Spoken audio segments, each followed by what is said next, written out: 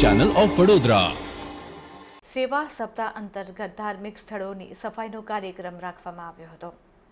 આ સફાઈ કાર્યક્રમ સંદર્ભે આજરોજ સૂર્યનારાયણ મંદિર રાવપુરા જીપીઓની સામે આવેલ મંદિરમાં રાવપુરા વિધાનસભાના ધારાસભ્ય તથા ગુજરાત સરકારના મુખ્ય દંડક બાળકૃષ્ણભાઈ શુક્લની ઉપસ્થિતિમાં વોર્ડ નંબર 14માં સ્વચ્છતા અભિયાન રાખવામાં આવ્યું હતું, જેમાં વિસ્તારના પૂર્વ ડેપ્યુટી મેયર નંદાબેન જોશી, કાઉન્સિલરો તથા કાર્યકર્તાઓ ઉપસ્થિત રહ્યા હતા અને મંદિરમાં સાફ સફાઈ કરવામાં આવી હતી।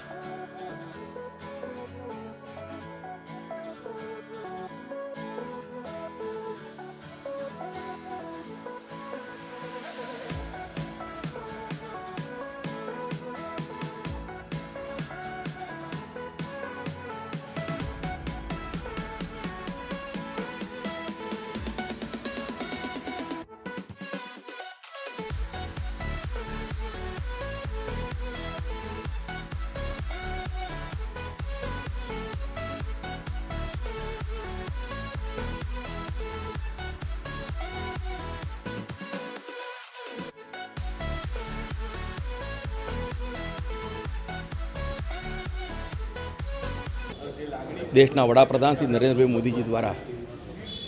આખા દેશમાં જે હાકલ કરેલી છે કે 22મી તારીખે જ્યારે રામલલા નિજધામમાં બિરાજવાના છે તેના પહેલાં દેશના તમામ ધાર્મિક સ્થાનો પર જનપ્રતિનિધિઓની સાથે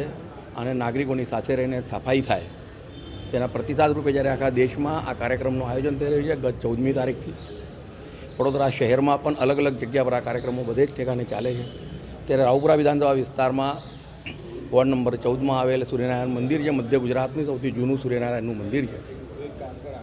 અને અતિ પૌરાણિક એવા મંદિરમાં સફાઈનો કાર્યક્રમ હાથ ધરવામાં આવ્યો છે। આ વિસ્તારના અમારા તમામ કાર્યકર્તાઓ, તમામ ચૂંટાયેલા પ્રતિનિધિઓ સાથે આજે સફાઈનો કાર્યક્રમ શરૂ થયો છે। આપના માધ્યમથી વડોદરા શહેરના તમામ નાગરિકોને વિનંતી કરું છું કે રામલલાના નિજધામમાં બિરાજવાના દિવસે જે એક સંઘર્ષમય રીતે આગળ વધીને આજે 500 વર્ષ પછી